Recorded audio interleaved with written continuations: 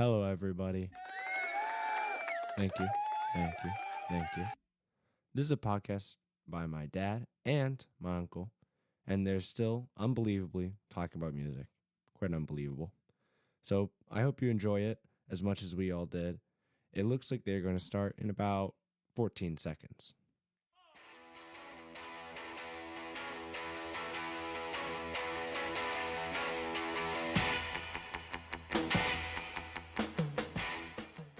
Hi there, welcome to another episode of BG's Broken Records. My name is Bob. I'm Gare. What's up, Gare? What's up? How you doing, buddy boy? Beautiful day out there. Oh my gosh. So 82 on the way over here. The first week of October. I know. Next week they're saying it's going Straight into the dumper, huh? Just like my whole effort to get us on video on this trip. Well, I always appreciate the technical legwork. Didn't work, but next time we're going to be awesome. So I had a thought about how to use this Riverside app to get us on video in front of each other. So I cobbled together a bunch of stuff. I even used masking tape to hold my camera onto a tripod that was designed for a movie camera. Look at you. I know. I love masking tape. So I decide to order all this stuff from a company called Sweetwater. They're down in Fort Wayne, Indiana. Okay. I didn't know this, but they're $1 billion company. Whoa. But they actually have great customer service. They have great prices, and you have your own person. Now, my original guy, when I bought this Rodecaster Pro 2 device to record everything on, guy was Caleb. Caleb's gone. I have a new guy named Drake. Okay? Just as long as the customer service is good. Well. Oh, Drake. Here we go. Okay. Oh, Drake. So, hey, Drake, how you doing? Well, Pop, thanks for the order of the 2 microphones and the new swing boom arms. Yeah. Hey, just make sure when you put that little bag of candy in my shipment, it's all a bit of honey. Oh, Bob. Caleb would do that for me. So they put a little bag of candy, like 5 pieces in there. And it's a Star Mint, a bit of honey, a Laffy Taffy, and all this. So one day I called Caleb and I said, hey, Caleb, man, I don't want anything else. Just make it all bit of honey. I'll put it in your file. So the next 2 or 3 orders, I get bags of like 4 or 5 bit of honey. And I'm like, pure dynamite. This is great customer service. 100% for $1 billion company. Sure. I got my order the other day. Oh, no. No candy. Son of a Gunderson. So I'm getting on the horn right now. I sent Drake a note, little tongue in cheek. I said, hey, Drake, everything showed up on time, faster than I thought. Amazing service, appreciated. There were no bit of honeys. Oh my God, Bob, I put it on the thing. I go, Drake, bro. I said, I'm slightly kidding. I think I got a box of bit of honeys that are arriving tomorrow. Love it. Gotta watch those bit of honeys, though. That could pull out some fillings. I know. You do one every now and then. You should just be okay. Chew them lightly. Yeah. I mean, okay. So I like that. That's a good story. It's a good story. I like that. It's a feel-good story after everything that's out there in this crazy-ass world. Correct. And we're here to be positive. Oh, and all we're going to do is giggle our butts off. Right. Oh, my gosh. Do we have a twist on what we're doing today? Oh, my goodness. So, Chernobyl. Lost my mic. Whoa, hey, whoa. Gare. Is this the idle chit-chat part? Oh, totally. Go. Okay, so I sent this out to... What do you mean idle? It's fun. Sent this out to Bob and all my buddies this week. So Art News ran a story. Oh, my God, this is good. Titled, This Tina Turner Statue in Tennessee is the latest bad public artwork. Now, if anyone follows new statues around the country. Oh, my God. Dwayne Wade. Do you remember that one down in Miami? Oh. All right, listeners, look that one up first. Okay. His teeth, his face, it doesn't look anything like him. And he had to sit there at the unveiling and go, yeah, it looks great. Looks terrible. So the one of Rory Gallagher up in Belfast looks great, but they were like, wait a minute. He's playing a Fender Telecaster, not a Stratocaster. Chip brought that up. Rory's looks pretty good. Rory's looks good. Phil Lynott, his looks pretty good. Stevie Ray's got one down in Austin. I haven't seen that. Not bad. I laughed so hard out loud I didn't think of how you put that one together, but when you told me I was laughing. You read through the article and they show a picture of it. And again, it's not the body, it's not the legs, it's the face. And isn't there any checks and balances in the sculpture studio that goes, Oh no, because it's an artist. oh, right, this is his vision. But this pretty much sums it up. Right-wing commentators have regularly obsessed over who deserves to be represented in public art, blah, blah, blah. Okay, some guy by the name of Matt Walsh this week said Tina Turner's statue looked like, here we go, Sideshow Bob from The Simpsons. Dude, that hair is terrible. Oh, it is. Wow. And so I had to look closer at it. It is Really bad. terrible. And what was that? Well, in Albania. Hey, did you see the one I of saw her in Albania? that got stolen. Yeah, it got stolen. All that was left were her The shoes. But the one in Albania didn't look too It bad. didn't look, so I found that really funny because there was one of Mick Jagger, there was one of Tina Turner, there was one of a couple other people, and they said that when the wall came down and they got some freedom, they just blared rock and roll. That was their thing. Wait, isn't there a good one of to interrupt the Beatles in Liverpool? Yes. Like walking down. Yes. And But then there's I haven't another seen one it. of Mick and Keith, I want to say, in so anyways, so if you get a chance, look up Tina Turner's new statue. It is in her hometown of Brownsville, Tennessee, and it is terrible. So when you sent me that, I started laughing. So I don't know what I keyed into Google, and now they think all I want to do is look at artwork. So there was like I think he's in the Saudi league. He's a European football player, but he's Okay. one of the greatest of all time. His name is Ronaldo. He's got like Oh yeah, dude. 30. Okay. Yes. First off, Even I know who Ronaldo to is. quote JR, I'm not that way, but he's pretty good looking. he's not a bad looking man. He's not a bad looking man, right? Yes. He's got, as my older lad said, he's got like 10, 20 million followers on whatever, right? Wow. So they did an unveiling of a bronze statue for him. Oh no. Oh, yeah. I wish I could show this to you, people. His neck is 10 feet long. It is. Oh my! It's awful. Look at the eyes. I know. Hi, I'm crazy. Oh yeah. Glad to meet me. Oh my gosh. So that was good. All right. So that brings a little laughter to our life. We have one passing, right? Oh right, Chris Drasia, musician, photographer, and Rock and Roll Hall of Fame member, who was a co-founder of the pioneering British rock band The Yardbirds and co-writer of many of their songs, has died. He was a former bandmate of Jimmy Page, obviously. So he was actually with the Yardbirds start to finish. So he played with Clapton, Jeff Beck, Jimmy Page, and he switched when Jimmy Page came in. He switched to bass, and they were going to go tour as the new Yardbirds. At the very end, he said, "You know what? I'm done." That's when Page got Plant, Bonham, and John Paul Jones and went out as the new Yardbirds on a tour. And to this day, Pete Townsend still does not get Led Zeppelin. Doesn't like anything about him. It's like, really, Pete? Pete's a lover. Dude, Dude, he's a lover. Whoa. Well, sorry. Of Let's a not- lot. Yeah, Right. let's not even go down there. So I told you this the other day. I was playing something loud, and I walk into the kitchen, and my roommate's humming along Oh. to Let It Bleed. And I was, Your job is done here. You can go home. I mean, I literally dropped my cereal bowl on the floor and just walked out of the room. I'm like, I'm done. I'm done here. Take your spoon out. Clank, clank. Exactly.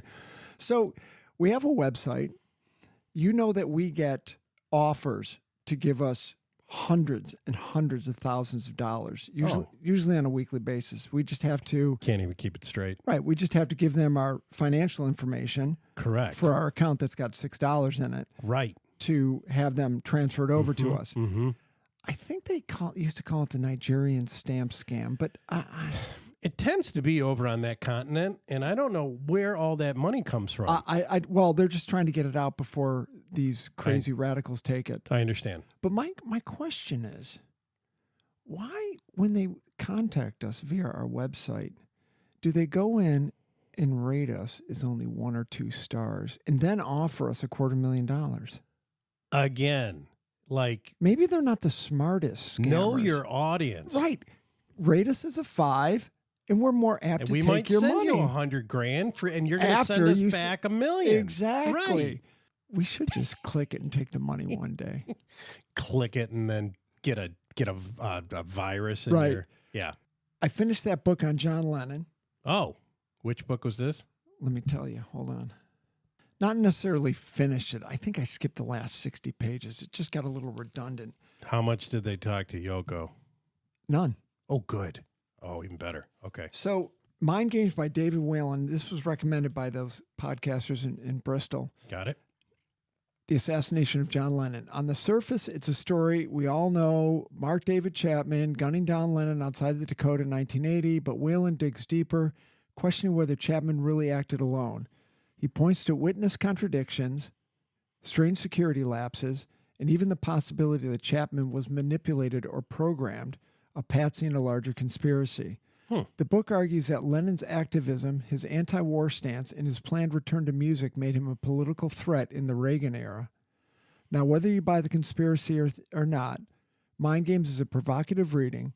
Its strength lies in its re-examining of the official story and reminding us how much Lennon mattered culturally. Its weakness, it leans heavily on speculation, doesn't offer hard proof.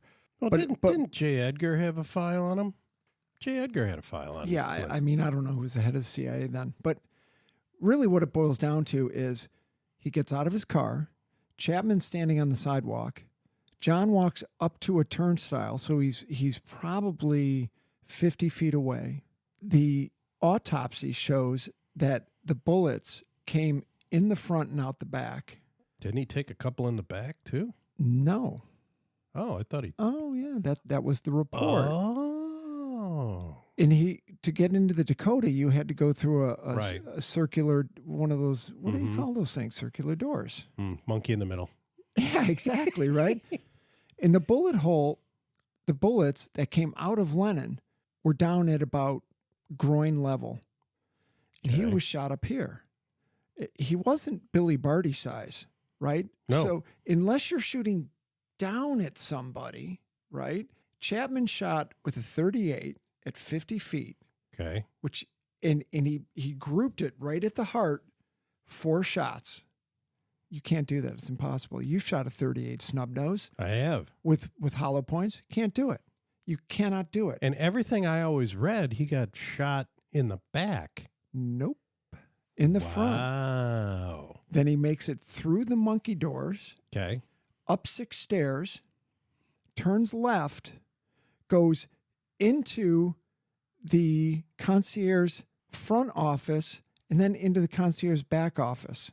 Okay. So they said that the way he was shot, the first shot would have killed him. So much blood would have drained out. There was no way he could have climbed 6 stairs and walked through there and died. And Yoko was nowhere to be found. Was she ahead of him? Was she behind him? Where was she? Mm. Uh-huh. Mm. The gun that supposedly shot him, a guy dropped it, kicked it 100 feet away, told another guy to pick it up. He picked it up, took it downstairs, put it in a desk drawer so nobody else got shot. And Mark David Chapman just stood there, and then he opened up his book, Catcher in the Rye, and started reading.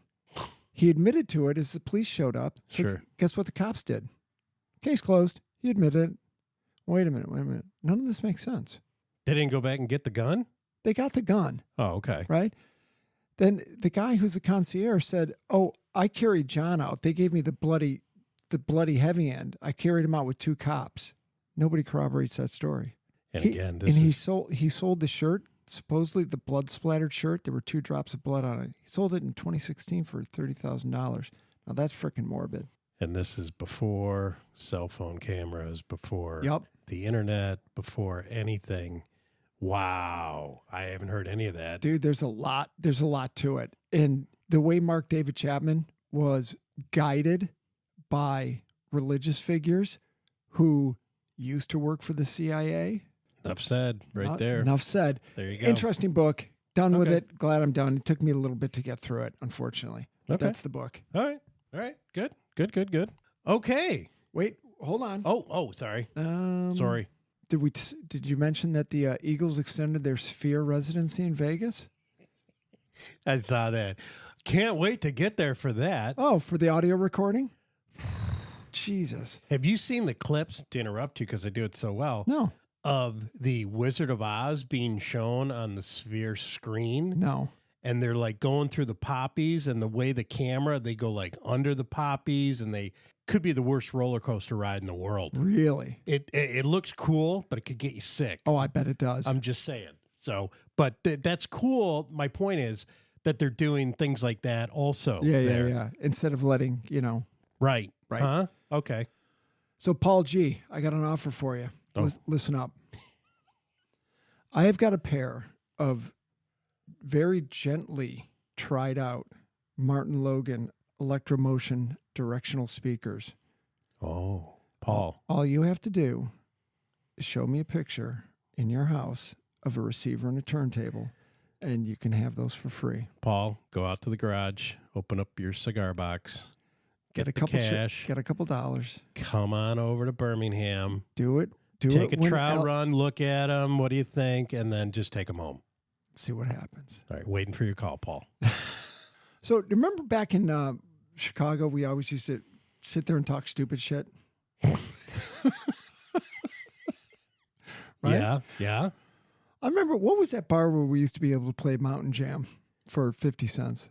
Oh, Way north. Kelsey's on Lincoln. Kelsey's. Right.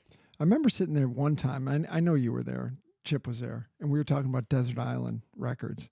Do you remember one of his rules? It cracked me up. Well, you can't put a live album there. Why? Why? Because live albums are usually greatest hits. And you can't have a greatest hit. You got to have just an album. Why can't you have a greatest hits? It's called a compilation. It's because he's cheating. So I opened the door the other day and I looked down and there's a record being delivered. Okay. And I didn't order it. What? Columbia House screwed up again? So I open it up and I'm thinking, wow, this is awesome. But the note that went with it was even funnier. Can it be funnier or more entertaining? Way to go. I know you can't use funner, but seems like this album has some funner on it. Hello? Note? There it is. So I open it up and here's my note. Bob, what do you get a dude who has every record ever pressed on wax? More wax, baby. I hope you don't have this one.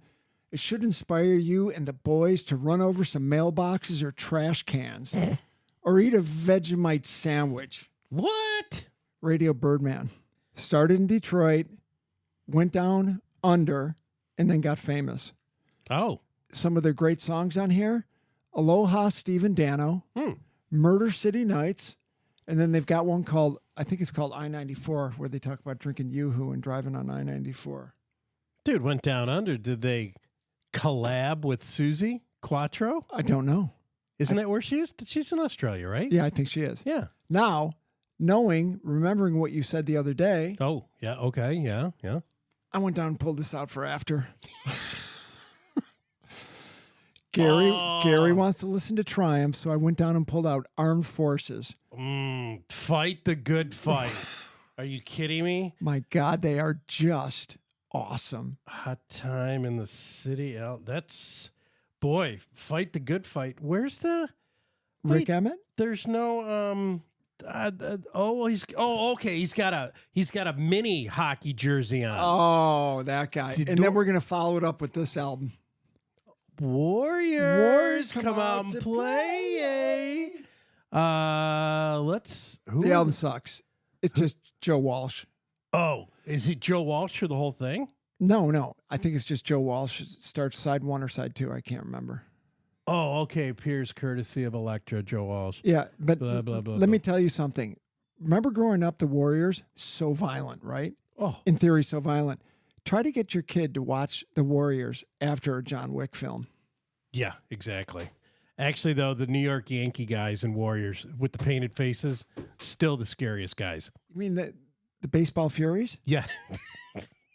Hey, anybody running with a painted face and a bat Oh, my God. and they're looking to get you, that's scary stuff. So I sent you a note the other day.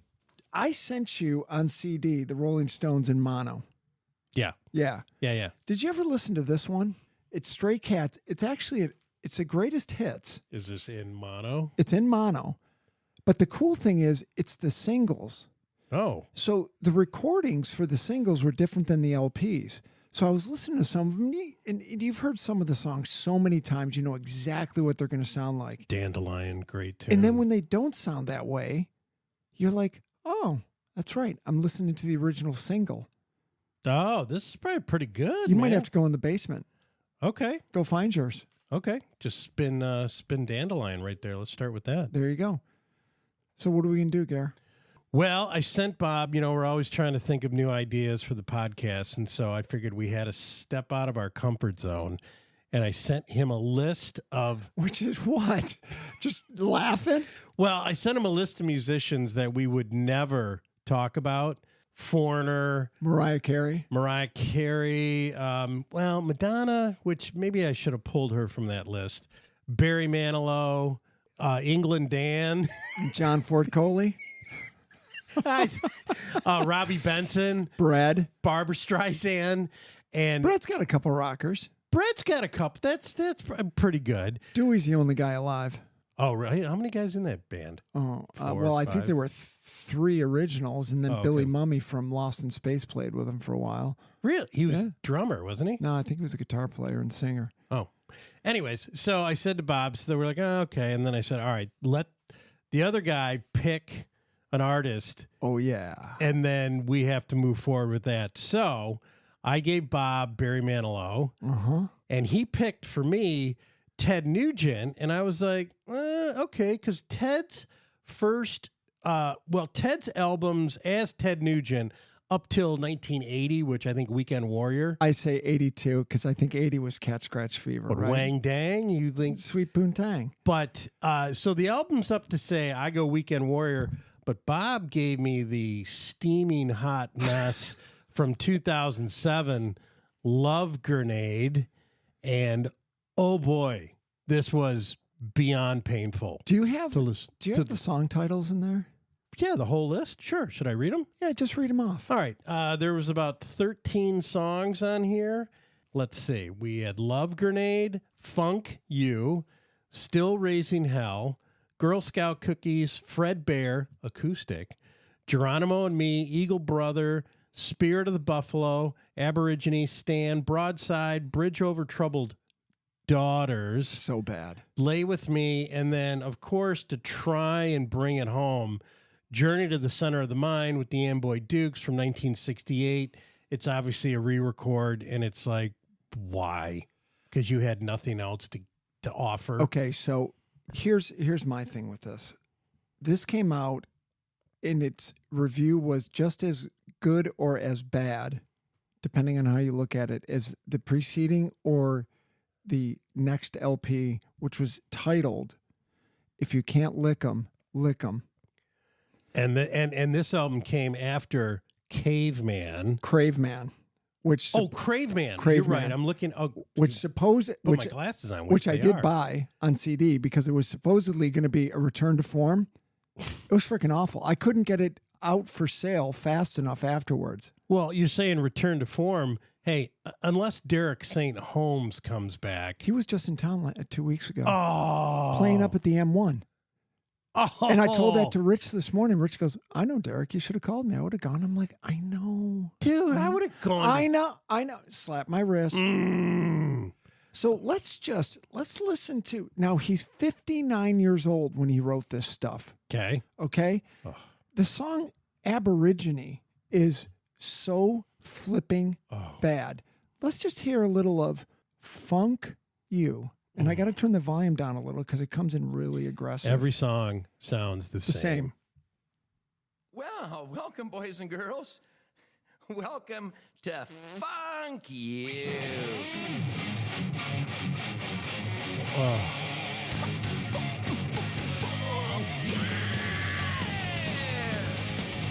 I mean, and that's not it's not Marco Mendoza and Tommy Aldridge. So here it is.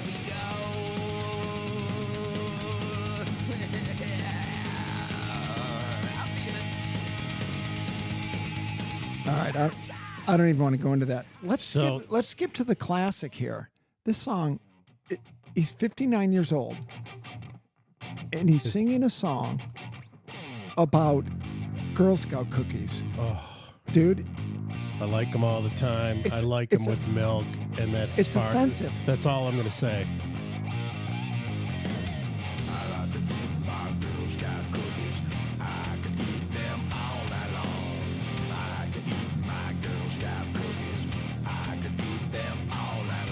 I mean, I don't know how his wife can sit there and say, They have to have separate lives. There's no way. And you know what? I don't get it. I was thinking about this on the drive over here. His mouth has absolutely ruined his legacy. oh, for sure. My point being, take a look at Ted Nugent and then put Bob Seger in the same sentence. Everybody loves Bob because he's not a mouth. Right. This year's Dream Cruise, they showed him going down Woodward. Somebody else is driving, probably his wife. And here's how warped social media is. He's in a convertible Mercedes. And what are the comments? Not American. How come you're not in a muscle car? Yeah. How about it's Bob Seger, and he's done so much for this community in town, and he shows up to everything. But Ted Nugent, who was he was controversial and cool, you know, like kill it, grill it, all that funny stuff. But then his In the mouth, beginning, his mouth has absolutely ruined his legacy. I just don't get it. So Ted Nugent's 2007 Love Grenade is an unabashed exercise in hard rock ego, and critics largely viewed it as both a return to form and the doubling down on the more problematic aspects of his persona. While some reviews find the guitar work redeeming, many fault its lyrical crudeness, recycled riffs, and uneven tone.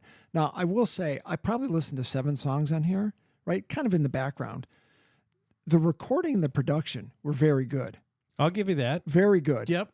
As soon as he opened his mouth, you lost me. The album received mostly negative reviews from critics, with some calling it outdated, though Nugent's diehard fans appreciated his consistent, raw rock style. Well, that's who it's for.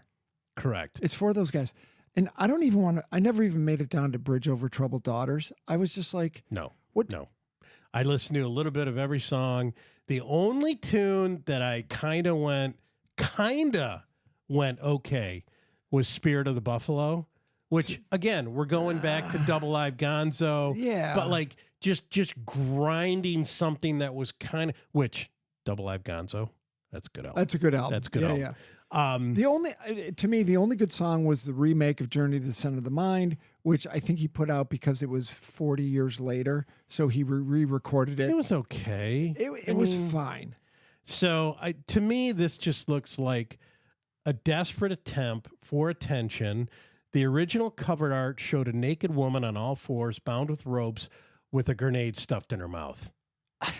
Okay, maybe I'm getting old, but they changed it, obviously, to just show the grenade. Well, that other album called If You Can't Lick 'Em, is a woman with boxing gloves on, sitting on the chair in the corner of a boxing ring, arms flailed out on 2 of the ropes on both sides, like she just got out of round 9 with her legs spread open. Which it's been, the Rolling Stones Black and Blue on the Hollywood Boulevard, man. They had the girl who was all bound and tied in black and blue. But again, Ted, it's been done and it got negative. Well, he's stuck in a caricature of himself. Great point. You know, and this album is just for diehard fans. That's it. Correct. I don't even know what it sold. I don't even care. I didn't get that part, but he just churned something out. 13 songs, 58 minutes. It is just a terrible album. Now, Ted Nugent was on lead vocals here. Terrible. Barry Sparks, bass guitar. Now, the only guy that really brings something here, Tommy Clefetos. On the drums? On the drums, who he played with, obviously, Ted, Rob Zombie, Ozzy, Black Sabbath. Guy, I didn't know anything about him, but okay, pretty talented guy. But again, I go back to Derek St. Holmes. Oh, I don't know. He's the voice. He sang on certain tunes like, oh, I don't know, Stranglehold, Hey Baby, Just What the Doctor Ordered, Stormtroopin'. God, if he comes, and he will come back, we have to go see him. Yeah, my bad. That's all right. So then I have to listen to Barry Manilow, What year was that? 1973 and 75. Well, 70. Did you listen to it? No. You didn't listen to any of it? Well, I know. What's the one? I've been a little busy this week, okay? But is this when he was singing in the bathhouses with Bette Midler? The first album, he got signed. Very good, Gare. Very The good. bathhouses of New York, New York, I believe. yeah, Yep. where she did a tour, and he was the piano player and musical director for it. Well, and let's not forget, first of all, Barry Manilow, crazy talented guy. He really is. Amazing. And he used to do all the jingles, McDonald's. Oh, yeah. He started, and that was a big chunk of his payday early on because he could write the jingles when, commercials were actually original jingles instead of Beatles and Stones and Ramones songs. Yeah, thank you, Michael Jackson. Right. Selling off Revolution to Nike. So his first LP is a fascinating portrait of a singer still carving out his musical identity while leaning heavily on the theatrical instincts that would later make him one of pop's most recognizable performers. Originally issued in 1973 on Bell Records and rebranded 2 years later by Arista following the success of the song Mandy. Yep. Which originally was called Brandy. What? And he changed it to Mandy because he didn't want it to get confused with the song by the band.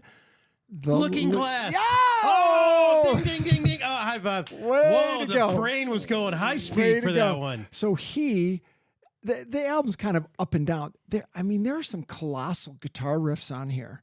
Like, Do you know who's playing guitar in this? no, I could pause and look it up. Let's do that. Okay. Please hold. Okay. All right. Hot in from the research department. Thanks, Gloria. Thank you, Gloria. Yes. So obviously Barry Manilow, vocals, piano. Dick Frank on electric guitar. Nope. Don't know. Stuart Scharf on acoustic guitar. Stu Woods on bass. Steve Gadd, Gadd. Steve Gadd on drums. On drums. Yep, heard of him. Norman Pride. Oh, congas, tambourine. Nice. Norman, we need more tambourine. Yeah, right. And then it goes on to a bunch. But Dick Frank, if anyone knows anything about Dick Frank, please call us.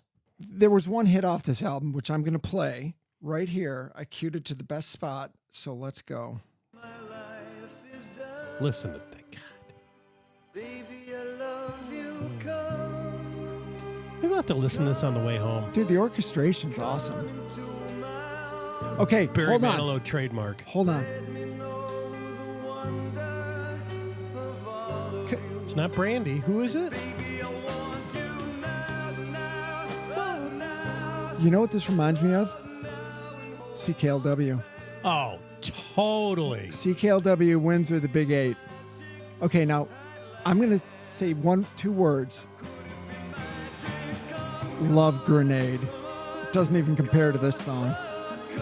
I think Barry wins this round. He does. Now, I actually have listened to that song 4 times since I listened to it the first time.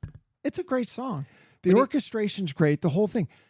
You're going to say, all right, Bob, you can only listen to one of these 2 albums for a day. Oh, dude, no brainer, man. Barry.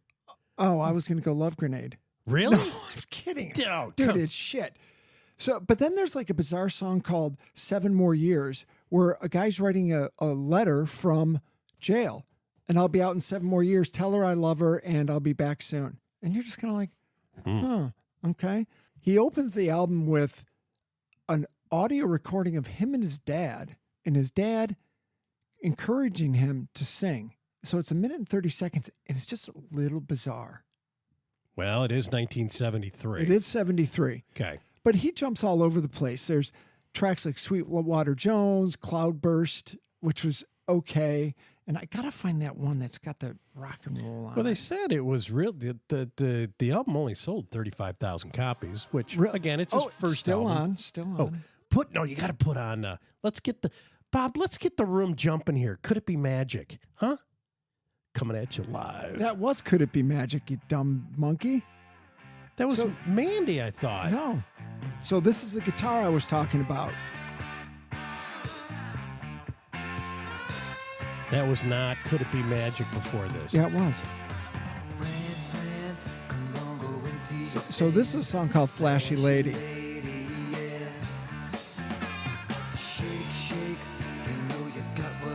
So Wow. it doesn't sound like him at all. Not at all. It's kind of all over. Let me find you. You talk for a second. I'll find you Mandy. Okay. All right. Not Brandy. No. Mandy. Fight on air. Yeah, people don't need to hear this from us. No, you can edit that out. No, I might leave it in. It makes us more human. We'll skip forward. I'm standing on the edge of time. Yeah, that's true. That orchestra. Caught up in a world of uphill climbing. I'm glad I'm a little confused about Barry Manilow. Yeah, good point. Yeah. I mean, It's a great tune. This is a great it tune. is a great tune.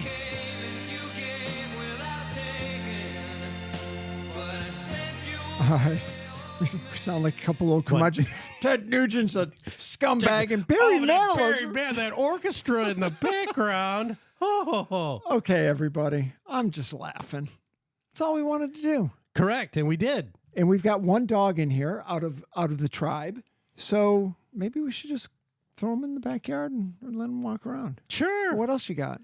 That's all I got. That's all I've got. All right. So don't buy Love Grenade. No. Stream Barry Manilow. True. Yeah.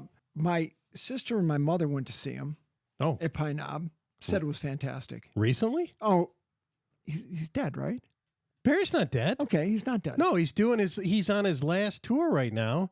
Did they see him in 77 when I saw him I forgot you saw him. with my parents and that bucket of Kentucky Fried Chicken? When he could roll a keg into Pine Knob still. We're going to Pine Knob. Well, we better get Get a a- bucket of chicken. Well, we better get a keg. Okay. Not an Oli ball. No, full keg. No full Oli keg. ball. All right, people, that's all I've got. What do you got, Gare? That's it. Then See ya.